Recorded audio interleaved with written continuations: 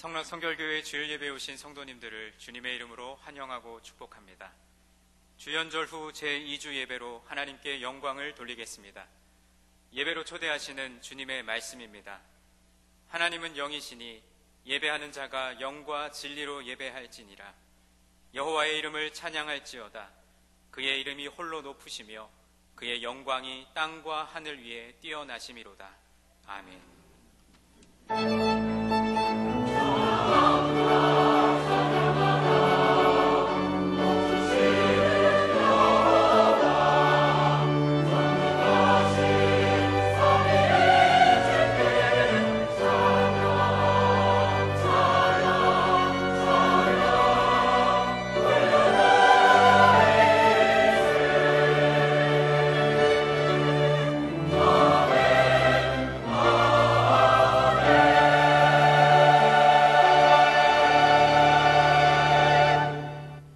형제자매 여러분, 예수 그리스도의 십자가와 부활에 대한 신앙 고백 위에 그리스도의 몸인 교회가 세워졌습니다. 그 거룩한 공교회 하나됨 안에서 사도 신경으로 우리 신앙을 고백하겠습니다. 나는 전능하신 아버지 하나님, 천지의 창조주를 믿습니다. 나는 그의 유일하신 아들, 우리 주 예수 그리스도를 믿습니다. 그는 성령으로 잉태되어 동정녀 마리아에게서 나시고 본디오 빌라도에게 고난을 받아 십자가에 못 박혀 죽으시고 장사된 지 사흘 만에 죽은 자 가운데서 다시 살아나셨으며 하늘에 오르시어 전능하신 아버지 하나님 우편에 앉아 계시다가 거기로부터 살아있는 자와 죽은 자를 심판하러 오십니다. 나는 성령을 믿으며 거룩한 공교회와 성도의 교제와 죄를 용서받는 것과 몸의 부활과 영생을 믿습니다. 아멘.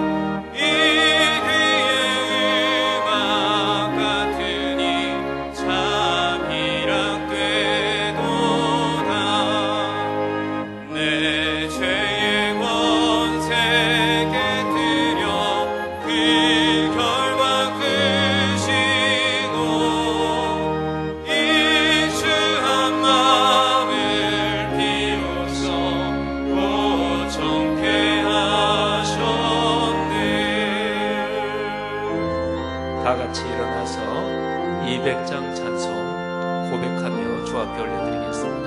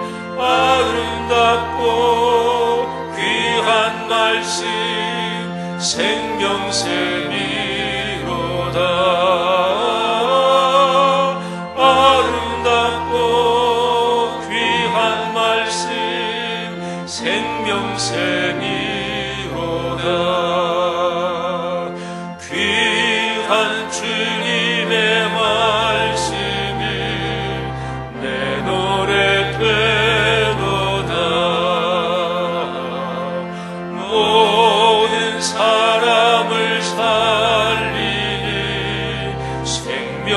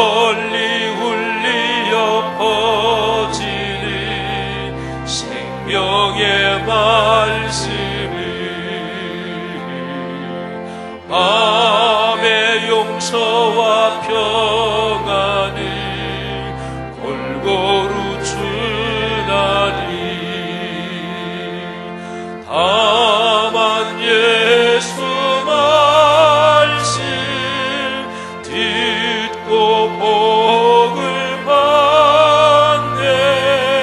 아름답고 귀한 말씀 생명샘이로다.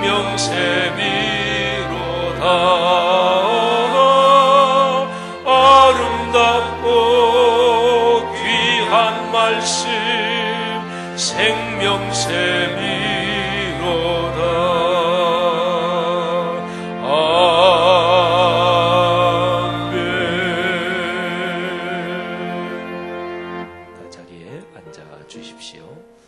마음을 모아 하나님 앞에 기도 올리겠습니다.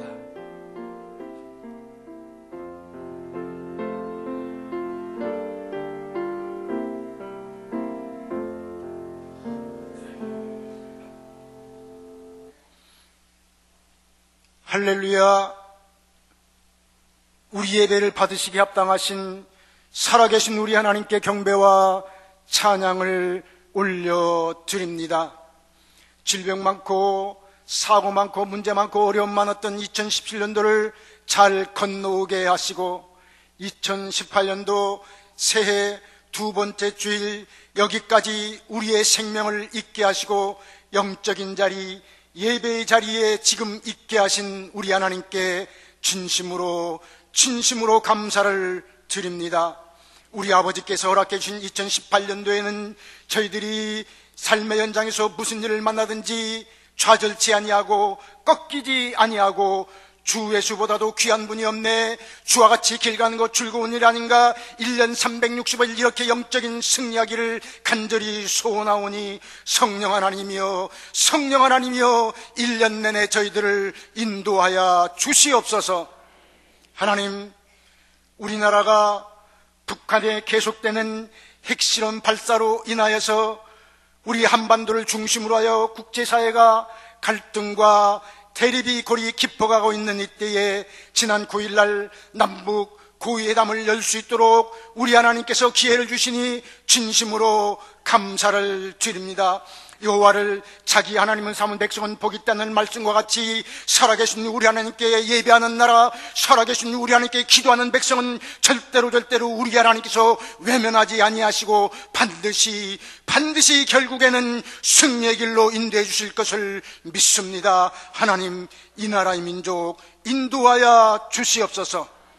주님의 빚값으로 말씀상 공동체 성락 성결교회를 세워주시고 54년 동안 여기까지 인도하신 우리 하나님께 감사를 드리옵나이다. 하나님, 2018년도에도 우리 교회가 말씀과 기도와 찬송이 역동적으로 살아 움직이는 영적 부자의 교회가 되게 하시고, 또한 예수 그리스도의 사랑이 강물처럼 철철 넘쳐나는 사랑 부자의 교회가 되게 하셔서 예수 그리스도 이름으로 모일 때마다 치유와 회복, 생명과 권능을 체험하는 영적인 교회로 우리 교회를 하나님 우뚝 세워 주옵소서. 이렇게 예배를 통하여서 영적인 힘과 능력을 공급받아서 우리 하나님께서 우리 교회에 허락해 주신 말씀 상원동 온 세계 선교 사명, 또한 사람 살리고 영혼 살리는 일을 지속적으로 감당해 나가는 우리 교회 공동체 되도록 하나님 사용하여 주옵소서.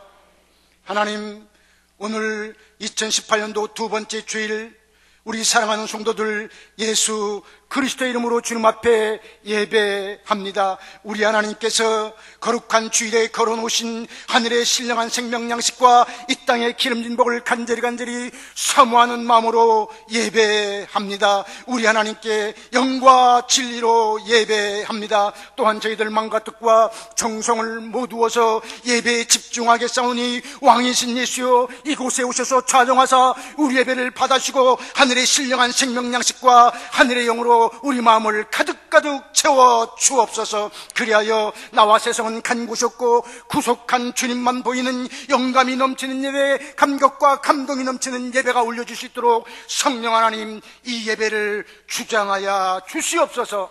하나님, 우리 사랑하는 권속들 주의 전에 나올 때에 이런저런 기도의 제목 문제를 가지고 나왔습니다. 어떠한 기도의 제목과 문제를 가지고 나왔을지라도 영적 예배를 드리면서 다 응답받고 해결받고 회복받고 돌아갈 수 있도록 하나님 도와주옵소서.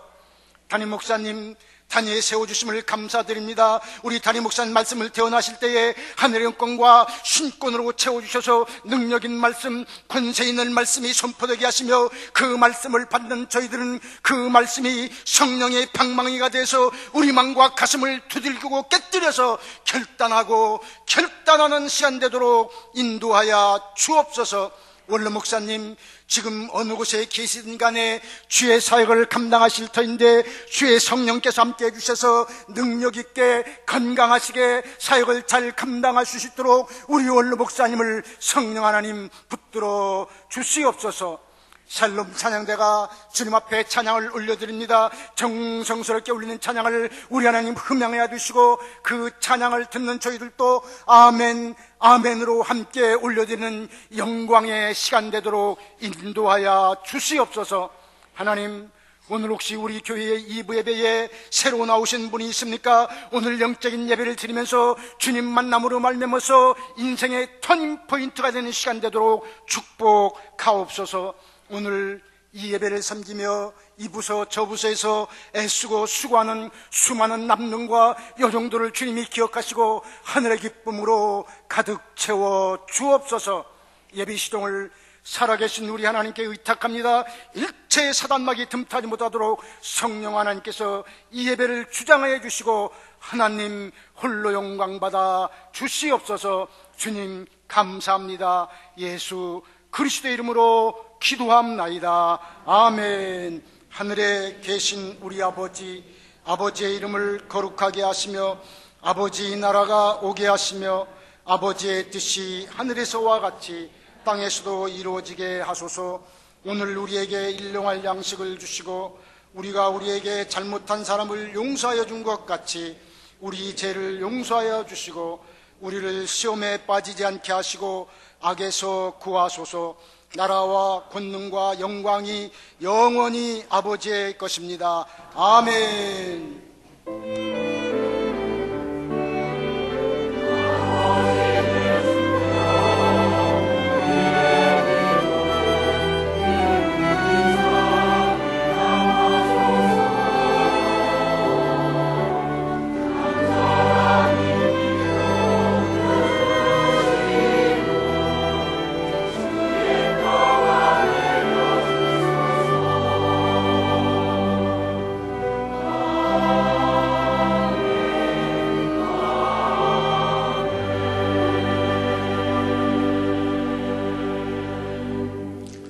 참 복된 날입니다. 주의 이름으로 여러분 크게 축복합니다. 앞뒤 저분들에게 축복합니다. 건강하세요. 우리 서로 인사들 나누시겠습니다. 주의 이름으로 축복합니다. 네, 건강하시고 요즘 날씨 추운데 연세 드신 분들 각별하게 건강 지켜주시기를 바랍니다. 샬롬 찬양대 축복합니다. 네, 샬롬 축복합니다. 태아 영아부 또 아가들 부모들 주의 이름으로 축복합니다. 오늘 우리 교회 가족이 되시는 분들 잠깐 환영하겠습니다. 신영태 안수 집사님이 인도하신 박영애 씨, 또 이유순 권사님이 인도하신 분들인데 한정순 씨, 정홍진 씨, 또 우리 교회 오셔서 새가족부 교육 마치신 분 또 같이 격려하며 같이 환영하겠는데요. 김성래 권사님과 같이 공부하신 우리 서현숙 집사님, 우리 자리에서만 한번 잠깐들 일어나 주시면 우리 박수로 한번 환영하겠습니다. 네, 고맙습니다. 축복합니다. 네, 네, 자리에 앉아 주십시오. 네. 네, 인생 살아가시면서 신앙 때문에 큰 복 받으시고 행복하시기를 바랍니다. 잠깐 또 환영할 분들이 계세요. 우리 교회 협동 목사님이시죠. 백장현 목사님, 영국에서 사역하고 계신데 백장현 목사님 그 사모님께서 영국 대학에서 일하시는데 잠깐 출장 때문에 한국에 나오셨는데요. 우리 이지숙 사모님 어디 앉아 계신가요? 자리에서만 잠깐. 저쪽에 우리 박수로 한번 격려하고 환영하겠습니다. 네, 고맙습니다. 축복합니다. 앉아주시고요. 우리 교단에서 총회장도 지내셨고 또 우리 교단에서 아마 가장 많이 성도들이 모이는 교회라고 제가 아는데요. 전주 바울교회 성공적으로 몇십 년을 목회하셨고 바로 은퇴하신 지 얼마 안 되셨습니다. 우리 원파련 목사님 우리 교회 오늘 예배에 참석하셨는데 또 교단 총무 지내신 송윤기 목사님, 전에 우리 교회 협동 목사님으로 어느 정도 적을 두고 계시기도 하셨습니다. 우리 두 분 예배 참석해 주셨는데 우리 잠깐 박수로 한번 축복하겠습니다. 고맙습니다. 늘 건강하시기 바랍니다. 감사합니다. 네, 우리 원파리 목사님께는 이따가 축도를 좀 제가 부탁을 드리겠습니다. 주보 한번 보시지요. 주보 12면에 찬양대 사역에 대해서 썼는데요. 한 서너 번 정도 계속 주보에 나가겠습니다. 올해 우리 교회 신앙생활의 중심 주제가 예배입니다. 그 예배에서 찬양, 또 회중 찬양, 또 찬양대 찬양 비롯한 모든 음악의 기능이 아주 중요한데 찬양대 사역에 대해서 한번 읽어보시기를 바라고요. 구면에 아프리카 선교부 기도 제목 나와 있는데 꼭 보시고 기도해 주시기를 바랍니다. CBS 기독교 텔레비전에서 우리 교회 지난 주간에 와서 다음 세대를 세우는 그 방송 녹화를 했는데 주보 4면 상단에 보면 CBS에서 녹화한 것이 방송 송출되는 시간이 적혀 있습니다. 우리 교회 성도님들 꼭 많이들 시청해 주시기를 바랍니다. 밑에 있는 기관 부서 정기 모임 참고해 주시고요. 3면 한번 봐주시죠. 교회 소식 성경 2000 통독 쭉 참고해 주시고요. 신년 맞이해서 축복 안수기도 아까 1부 예배 끝난 다음에 했고 2부 예배 끝난 다음에는 뭐 없고요. 꼭 이제 신년 축복 안수기도 못 받으신 분들 다음 주나 그런 때도 개별적으로 말씀해 주시면 되겠습니다. 겨울로 한 번 모이는 찬양대 지도자 모임 올해 첫 번 모임이 이번 토요일에 있습니다. 또 매년 우리 교회 모든 목회자 부부 또 모든 장로님 부부 하는 신년 할애 모임이 다음 주일 오후에 있습니다. 우리 교회 샬롬 찬양대 오르간 반주자 청빙하는 광고 참고하시고 좋은 분들 선거해 주시기를 바랍니다. 밑에 말씀삼 성경대학 기관위원회 교단 교계 소식 쭉 참고하시되 내일과 모레 서울 제1지방에 교역자 수련회가 있습니다. 기도해 주시고요. 또 이번에 우리 교회에서 장로님, 권사님, 안수집사님 임직 대상자로 선정되신 분들 교단법에 따라 지방의 임직자 교육을 거쳐야 임직을 할 수가 있어요. 여기 일정 잘 살펴보시고 혹시나 피치 못하게 참여하지 못하신다 그런 분들은 우리 목회자들한테 얘기해 주시는데 이틀 다 참여 못하시면 임직할 수가 없습니다. 그래서 그런 개별적인 사정이 있는 분들 말씀해 주시면 되겠고요. 우리 교회에서 또 기도하고 지원하기도 하는 송명철 선교사님 어깨 수술 받으시고 회복 중에 있습니다. 기도해 주십시오. 소천하신 가정 박춘경 정밀한 집사님 부친이신 박양호 집사님 또 조미영 성도님 하나님의 부르심을 받으셨습니다. 가정에 하나님의 각별한 위로 함께 하시기를 바라고 또 가문에 주의 복이 함께 하시기를 바랍니다. 날씨가 굉장히 찬데요. 우리 특별히 연세 드신 어르신들 또 어린 아가들 몸 병약하신 분들 건강 잘 관리하시기를 바랍니다. 건강하신 분들도 독감 또는 폐렴 때문에 올겨울이 너무나 추워서 그런지 많이 고생들 하시더라고요. 하나님이 주시는 건강의 축복 또 한 주간 동안도 하나님이 이런저런 일 기도 응답하시고 여러분 삶을 축복하실 것을 믿습니다. 샬롬 찬양대 주님 앞에 찬양 올리겠습니다.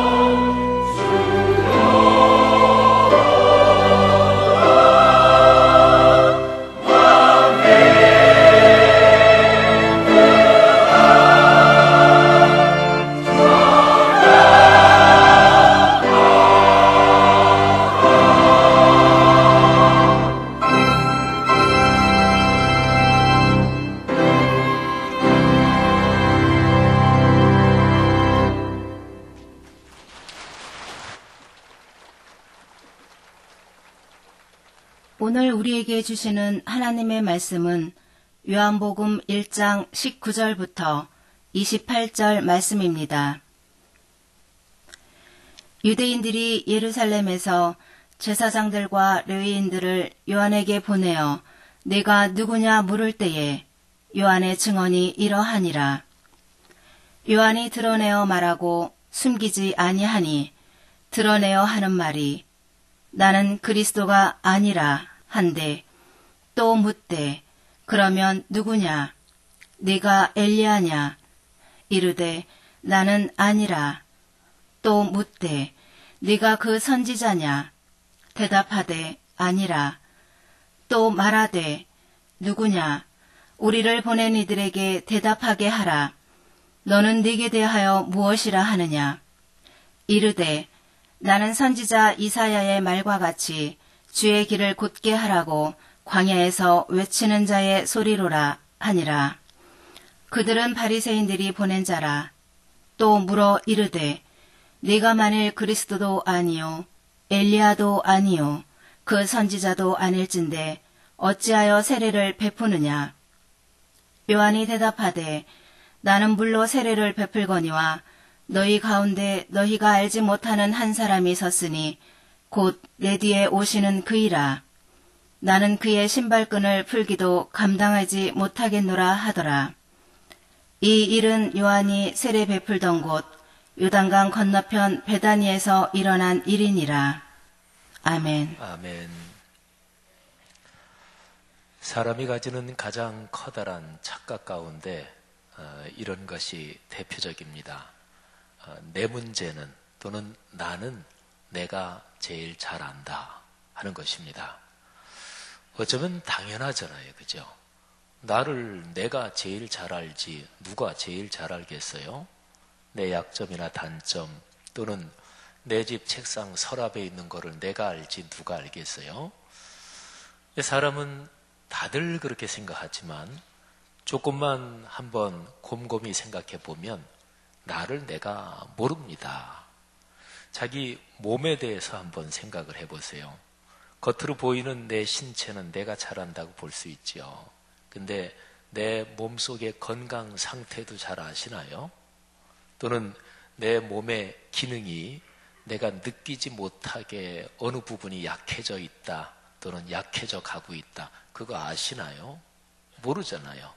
그러니까 생판 처음 보는 의사한테 찾아가서 진찰을 받으면 그 의사 선생님이 한 번 진찰하고 내 몸을 나보다 더 잘 알죠. 내 신체를 내 몸인데 자기가 제일 잘 안다, 그건 사실은 착각인 거죠. 신체는 그렇고 정신적으로는 어떨까요? 우리 보통 쓰는 말로 내 마음 나도 몰라 이런 얘기 하잖아요. 사람의 정신적인 상황 그리고 감성을 얘기하자면 자기의 감성과 정서를 얼마나 잘 다스리고 또는 잘 가꾸어 가느냐, 그게 이제 그 사람의 인품 또는 그 사람의 인격에서 아주 중요한 요소지요. 감성, 정서 잘 다스리시나요? 근데 많은 경우 그러지 못하잖아요. 내가 지금 화를 내지 말아야 되는데 근데 자기 마음대로 안 되잖아요. 또는 자기 속에 이런저런 감성의 미묘한 부분을 사람이 잘 관리하고 가꾸어 나간다는 게 결코 쉬운 문제가 아닙니다. 그러니까 정서적으로 볼 때 자기 자신을 자기가 충분히 알지 못합니다. 자, 그러면 하나만 더 얘기할까요? 신체적인 부분 말씀드렸고 감성, 정서, 정신적인 부분 말씀드렸는데 영적으로는 어떨까요? 내 자신의 영적 상태를 잘 아나요? 사실은 이 문제는 신앙생활에서 가장 본질적인 문제입니다. 자신의 영적 상황을 잘 알고 또 깊이 이해하고 있다, 그분이 바로 신앙이 깊은 분이에요. 그런데 한번 내 자신부터 생각해서 오늘날 신앙생활하고 있는 그냥 일반적인 그리스도인들의 모습을 얼른 머리에 한번 떠올려 보십시오. 어떤 사람은 자기는 주님을 위해서 열심히 한다 그래요. 근데 사실은 아니에요. 주님이 보시기에 그 사람이 너무나 안타까운 거예요. 하나님의 영광을 위해서 자신이 선하게 봉사한다고 열심을 내고 있다고 생각하지만 사실은 주님께서 별로 원하시지 않는 건데 자기 만족을 위해서 열심히 하는 경우가 사실은 종종 있지요. 저 같은 목회자들을 포함해서 누구나 빠지기 쉬운 실수인 거지요. 성도 여러분, 사람이 누구나 다 내 문제는 또 나는 내가 제일 잘 알지 생각하지만 사실은 그렇지 않다 하는 거지요. 그래서 신앙생활이든 또는 신앙을 떠나서 일반적으로 사람이 살아가면서 가장 지혜로운 사람 또는 성숙한 사람은 끊임없이 자신을 살피는 사람입니다. 성찰하는 거죠. 성찰이란 말은 반성하면서 또는 자기 자신을 겸허하게 깊이 살핀다. 이게 성찰이잖아요. 자기 성찰이 없는 사람은 결단코 지혜롭지 못합니다. 신앙생활에서도 자기 내면의 성찰 또는 자기 자신을 성찰하면서 묵상하지 않는 사람은 결단코 신앙생활이 성장하지 않습니다. 종교 습관은 익숙해지겠지요. 교회 외적인 활동 구조는 어느 정도 신앙생활을 하면 눈에 훤하게 보일 수도 있지요. 하지만 자신의 신앙의 인격 그리고 주님을 더 닮아가고 또 주님의 그 놀라우심을 경험하는 신앙의 제일 중요한 부분은 성장하지 않습니다. 그냥 정체된 채로 그냥 있는 거죠. 성도 여러분, 신앙생활을 하며 인생길을 걸어갈 때 제일 중요한 부분에서 성숙과 성장을 경험하는 우리 모두가 되기를 주의 이름으로 축복합니다. 자신이 누구인가? 우리는 보통 다른 사람들을 만나면 서로 묻죠. 또 서로 소개할 때는 명함을 주고받습니다. 명함을 받으면 그분의 조남하고 또 그분이 어떤 직종에서 일하시는지 또는 어떤 회사 단체에서 어떤 자리에 있는지 이렇게 주의 깊게 살피죠. 그러니까 상대방 처음 보는 사람이니까 누구십니까? 이렇게 묻는 거죠. 전화가 왔습니다. 근데 내가 모르는 번호예요. 내 휴대전화에 메모리가 안 돼 있는 번호예요. 그러면 전화 받고 뭐라 그러나요? 실례지만 누구십니까? 이렇게 묻잖아요. 사람은 살면서 내가 만나는 다른 사람에 대해서 물어요. 근데 자기 자신에 대해서는 잘 묻지 않습니다. 이게 바로 사람이 지혜롭지 못한 가장 중요한 원인 가운데 하나입니다. 내가 누구인가? 만일에 다른 사람한테 이런 질문을 던진다고 생각해 보십시오. 다른 사람한테 이렇게 묻는 거예요. 저 실례지만 제가 누구인가요? 보통의 상황을 생각하면 넌센스지요. 그런데 사실은 그 질문이 중요해요. 진짜로 지혜로운 사람은 내가 누구인가에 대해서 다른 사람이 나에게 해주는 얘기에 귀를 기울입니다. 그런 사람이 성숙하지요. 계속 성장하는 거죠.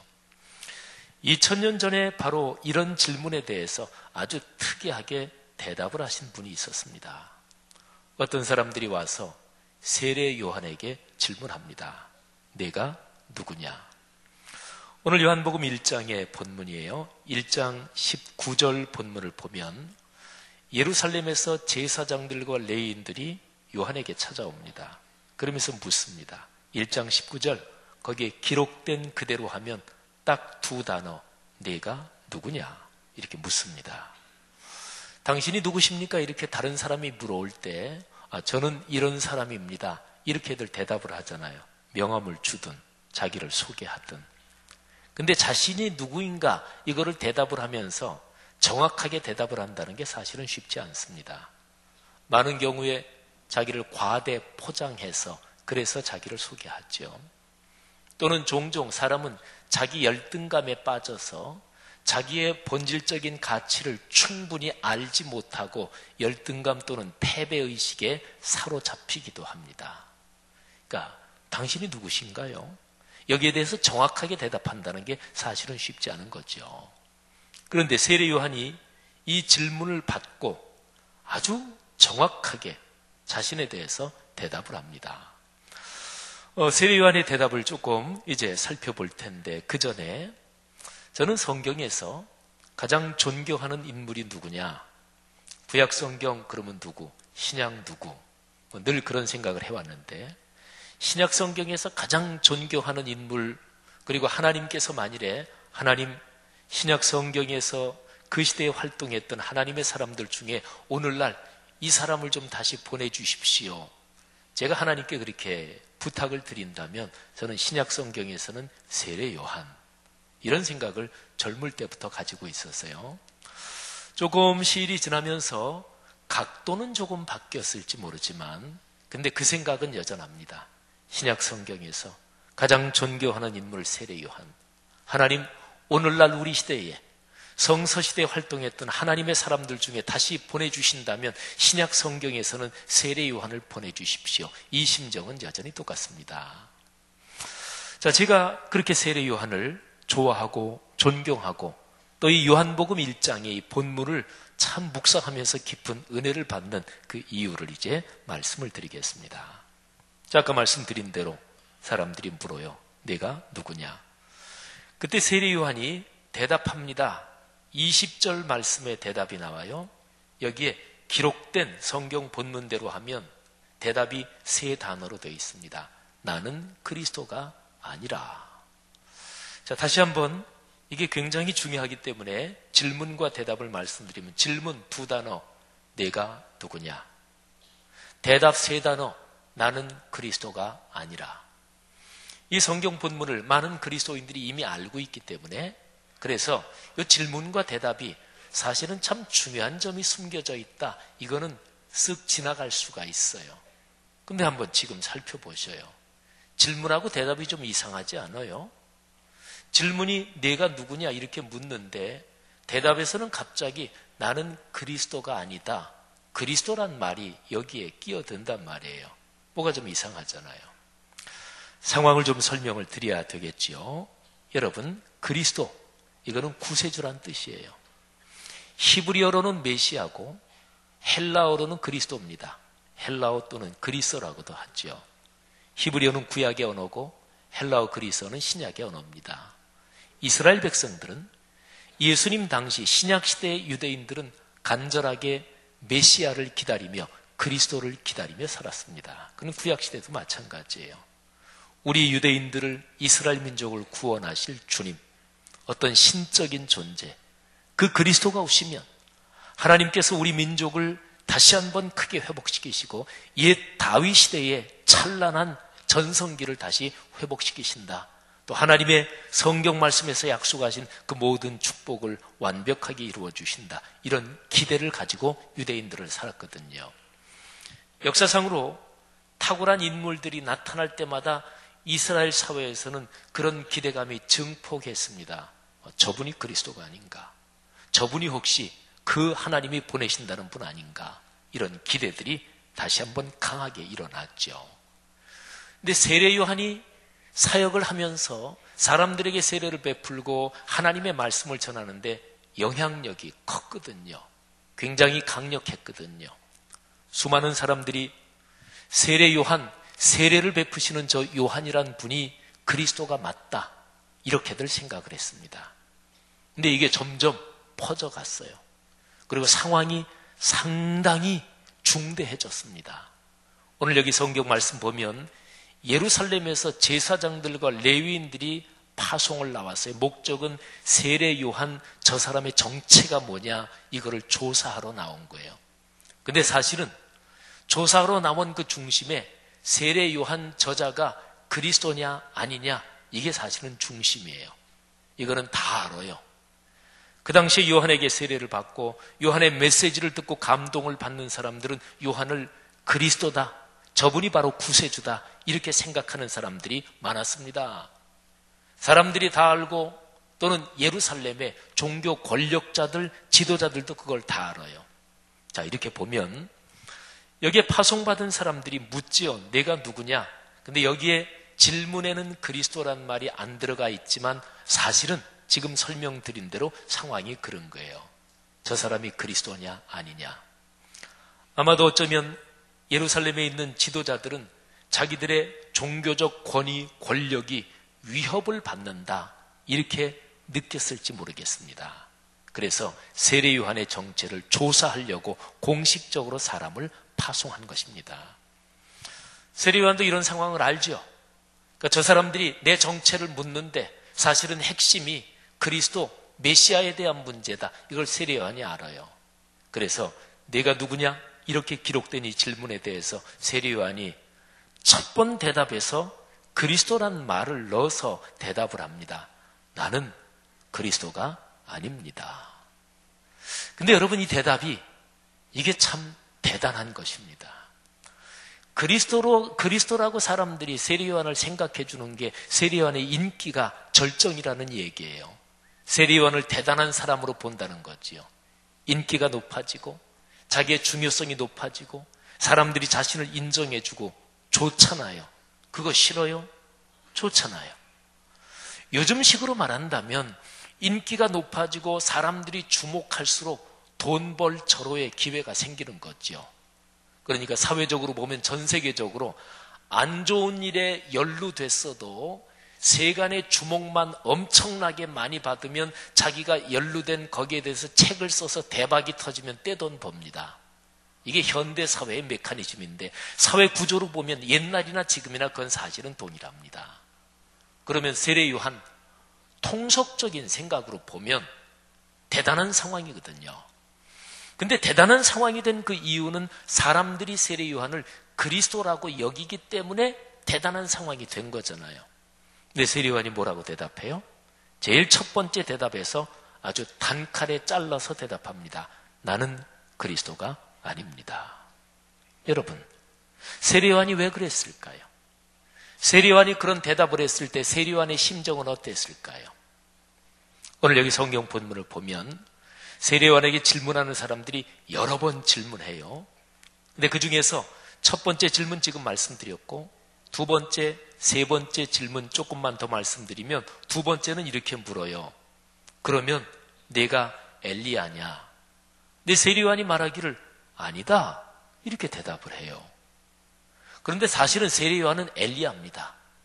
구약 성경에 보면 그리스도가 오시기 전에 그 앞에 와서 그리스도가 오실 길을 준비하는 사람이 있어요. 그 사람을 구약 성경에서 엘리야라고 표현해요.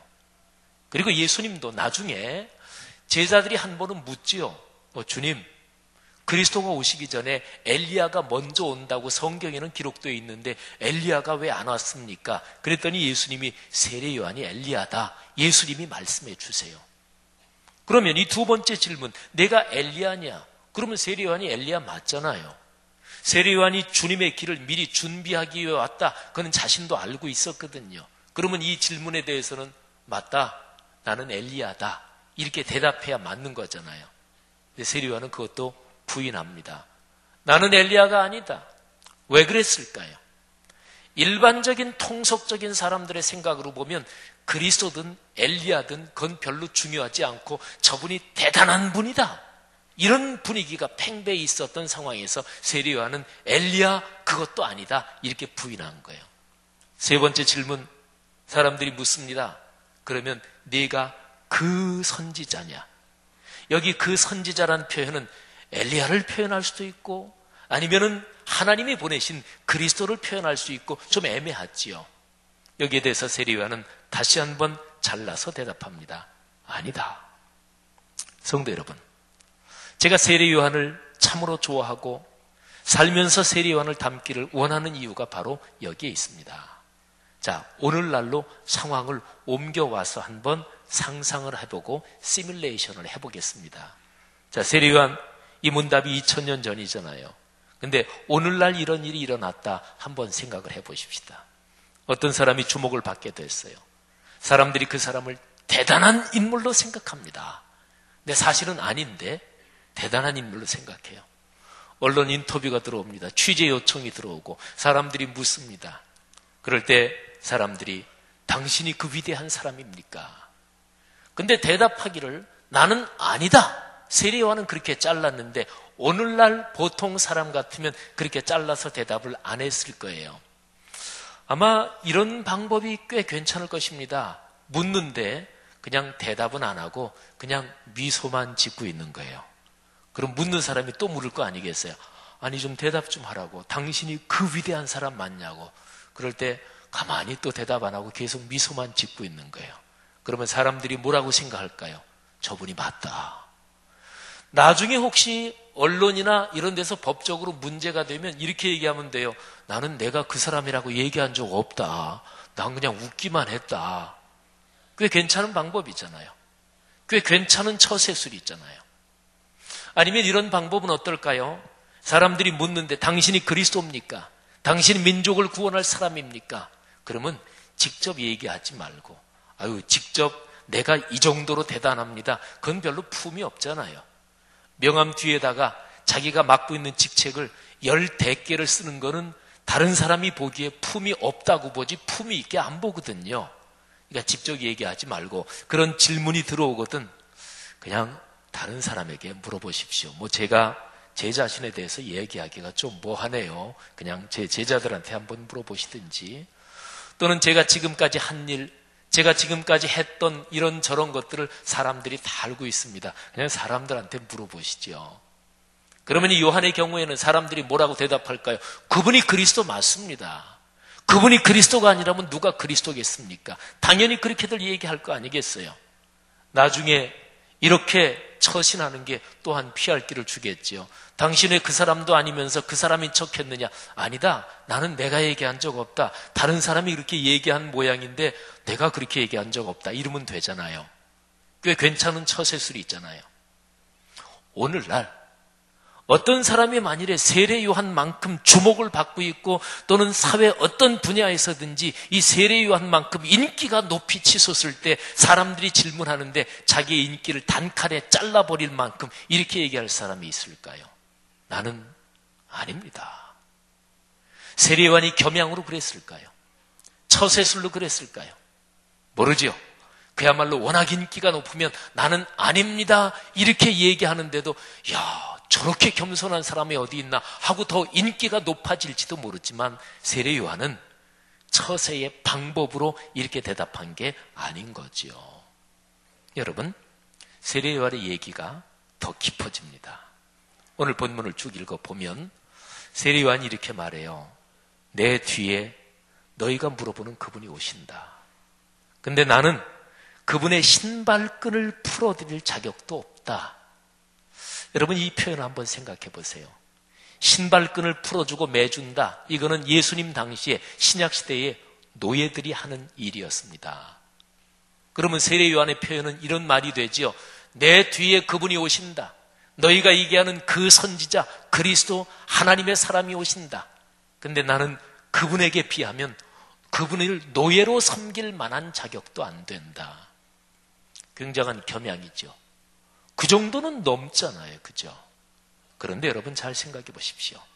세례 요한은 자기 뒤에 오시는 분, 인간적으로는 친척간이었을 그 예수가 어떤 분인지 그걸 정확하게 알았어요. 그분은 그야말로 그리스도, 하나님의 아들, 세상을 구원할 구세주이셨습니다. 말하자면 예수 그리스도 그분은 하나님이시고 세례 요한 자신은 인간이란 말이에요. 그분은 창조주이시고 세례 요한 자신은 피조물이란 말이에요.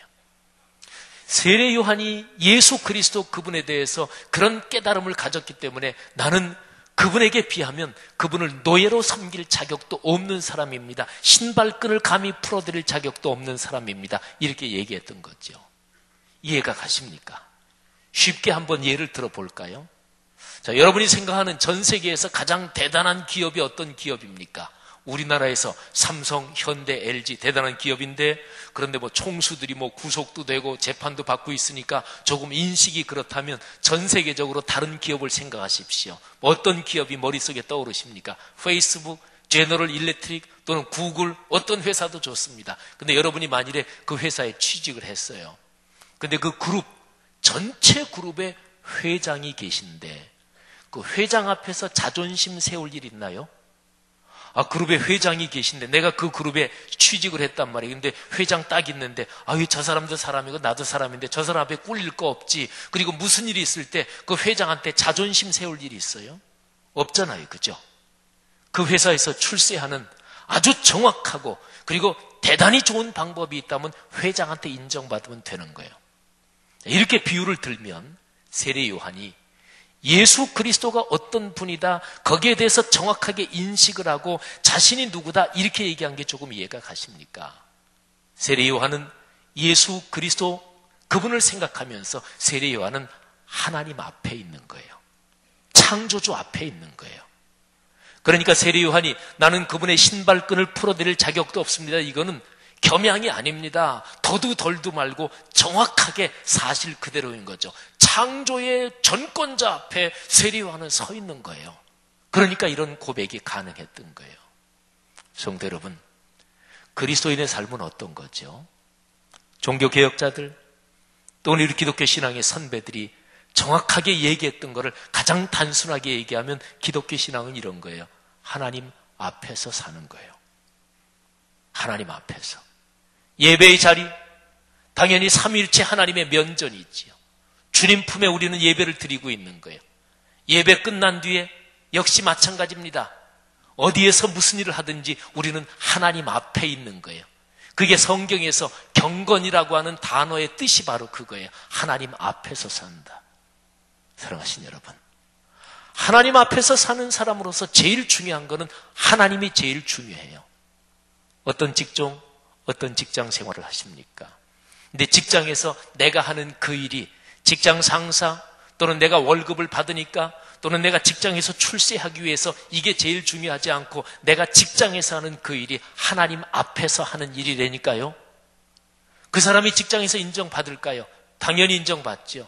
그 사람이 성공할까요? 당연히 성공하지요. 하나님 앞에서 주님을 위해서 그렇게 일한다고 생각하니까 그 사람이 하는 업무가 얼마나 정성이 들어가고 얼마나 업무가 성장하고 얼마나 탁월해지겠어요. 이게 성경이 얘기하는 그리스도인의 직업윤리, 그리스도인의 사회생활 윤리입니다. 핵심은 아까 말씀드린 대로 그거예요. 하나님 앞에서 사는 것이지요. 예배는 어떨까요? 말할 것도 없잖아요. 그죠? 세례 요한의 본문을 우리가 묵상하고 있습니다만 올해 우리 교회가 중심 성경 구절로 삼은 것이 여러분 앞에 보시는 현수막 왼쪽 위에 요한복음 4장 24절이에요. 하나님은 영이시니 예배하는 자가 영과 진리로 예배할지니라. 아멘. 근데 요한복음을 제가 이제 몇 주 계속 이어서 설교를 할 거예요. 그래서 4장 부분 거기까지 갈 거예요. 세례 요한은 오늘 여기 말씀에서 나타난 세례 요한의 모습을 가장 정확하게 한마디로 얘기하면 세례 요한은 참된 예배자였습니다. 그게 예배예요. 하나님 앞에 서 있다. 요한복음 전체 흐름에서 4장 24절 예수께서 직접 말씀해 주신 바로 그 구절인데 하나님께 예배하는 자는 영과 진리로 예배한다. 사실은 이 4장 24절 이전에 나오는 얘기들은 이 구절을 향하고 있는 거예요. 세례 요한, 왜 이 사람이 대단하고 그야말로 왜 이 사람이 귀한가요? 이유는 사실은 한 가지로 좁힐 수 있습니다. 세례 요한은 진정한 예배자였습니다. 기독교의 교파가 다르고 또는 기독교 역사상 다른 배경을 가지고 있는 어떤 집단이라고 할지라도 기독교의 전통적인 교리문답은 거의 초반 부분에 공통적으로 이런 질문이 나옵니다. 인생이 왜 사나요? 인생이 사는 목적이 무엇인가요? 정답은 거의 또 똑같지요. 하나님께 영광을 돌리기 위한 것입니다. 하나님께 예배 드리기 위한 것입니다. 그게 바로 하나님 앞에서 사는 거죠. 세례 요한은 자신이 서 있는 자기의 자리에서 예배한 예배자였습니다. 인기가 높아지고 주 예수 그리스도의 길을 예비하기 위해서 와서 자기의 사역을 감당하는데 인기가 점점 높아져. 근데 거기에서 곁길로 벗어나지 않았단 말이죠. 정확하게 그는 예배자의 자리, 예배자로 그 자리에 섰다가 그렇게 자기의 사역을 감당하고 갔습니다. 성도 여러분, 우리 자신에게 한번 질문을 던져보십시다. 제가 설교 초반에 드린 그 질문입니다. 누구십니까? 만일에 다른 사람이 여러분한테 실례지만 누구시지요? 그렇게 질문할 때 아유 뭐 누구 엄마입니다. 아유 어떤 회사 조그만 거 경영해요. 이런 거 말고 본질적으로 근본적으로 철학적으로 신앙적으로 근본 질문을 한다면 여러분은 누구라고 대답을 하시겠습니까? 만일에 하나님께서 여기 앉아 계신 여러분과 제게 너 누구지? 이렇게 묻는다면 뭐라고 대답을 하시겠습니까? 조용하게 하나님의 말씀을 묵상하며 또는 내가 나 자신을 성찰하면서 조용하게 기도하는 중에 자기가 스스로 자신에게 물어보는 거죠. 나는 누구지? 그때 여러분의 영혼은 여러분 자신에게 무엇라고 대답하실 것입니까? 여러분, 정답을 하나 말씀드릴까요? 뭐 개개의 상황은 다 다르겠죠. 근데 적어도 성경 말씀에 근거한 누구에게나 정답이 될 수밖에 없는 그거 답 하나 말씀드릴게요. 오 주님, 제가 예배자입니다. 예배자로 살게 하옵소서. 예배의 자리 그 시공간에서 하나님께서 인류에게, 하나님께서 존재하는 세상에게 주실 모든 복은 다 예배의 자리, 거기서 시원합니다. 거기에서 샘솟습니다. 거기를 통해서 세상으로 흐릅니다. 성도 여러분, 올 1년 거룩한 실험 한번 해보십시다. 예배자로 살아갈 때 하나님께서 어떤 복을 주시는지, 하나님께서 올 1년 내내 예배자로 살아가는 모든 성도들에게 넘치는 복을 풍요롭게 주시기를 주의 이름으로 축복합니다. 기도하겠습니다. 들은 말씀 이 시간에 끌어안고 각자가 한번 자신을 성찰하며 기도하는 시간을 갖겠습니다. 하나님, 예배자로 살겠습니다. 그렇게 삶의 길을 걷게 하옵소서. 하나님, 제 자신을 성찰하며 주님께서 가르쳐 주시는 제 자신의 모습 온전히 알고 그렇게 주님 섬기며 사람을 사랑하며 살게 하옵소서. 이 시간에 각자가 자신을 돌아보며 주님 앞에 고백하는 기도 잠시 드리겠습니다. 오 주님, 은혜 감사합니다. 주여, 말씀 듣고 가슴으로 끌어안고 기도합니다. 아버지, 삶의 길을 주님과 함께 걷는 것 진심으로 감사합니다. 주님을 예배하며 살게 하시는 은혜 감사합니다. 아버지, 하나님의 거룩한 사랑을 따라 세례 요한, 하나님의 사람들이 걸어갔던 그 길을 걷기를 원합니다. 예배자로 인생길을 걷게 하옵소서. 우리 공동체 그렇게 예배 공동체로 사회와 역사 속을 걷게 하옵소서. 성도들 한 사람 한 사람 가정 가문마다 그런 복을 받아 누리도록 아버지여 아버지여 축복해 주시기를 간절히 바라옵고 원합니다. 오 주님, 주님, 성도들의 간절한 기도 받아 주옵소서. 축복합니다. 감사합니다. 하나님 아버지, 은혜 감사합니다. 들은 말씀 우리의 심중에 새겼습니다. 잘 박힌 못처럼 우리의 삶이 되게 하시고 우리 삶의 열매가 되게 하옵소서. 예수님 이름으로 축복하며 기도합니다. 아멘. 들은 말씀 깊이 새기면서 우리 정다운 형제 하나님 앞에 찬양 올리겠습니다.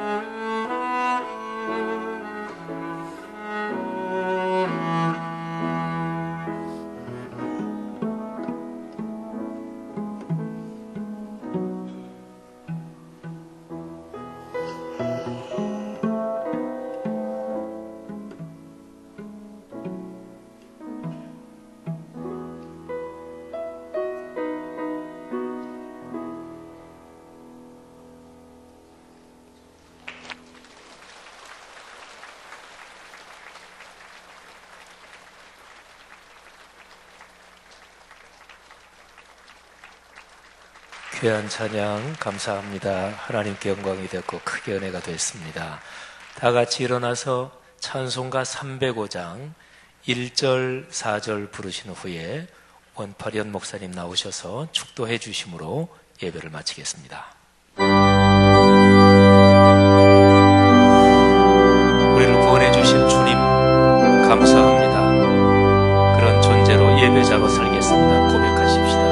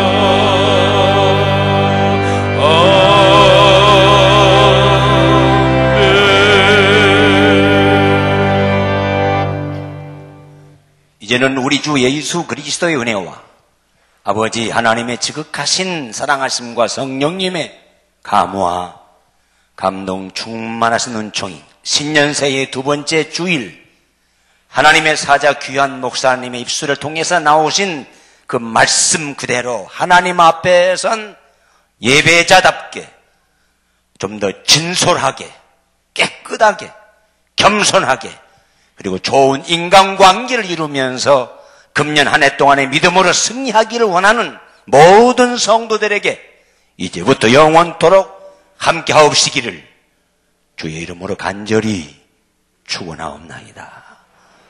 아멘.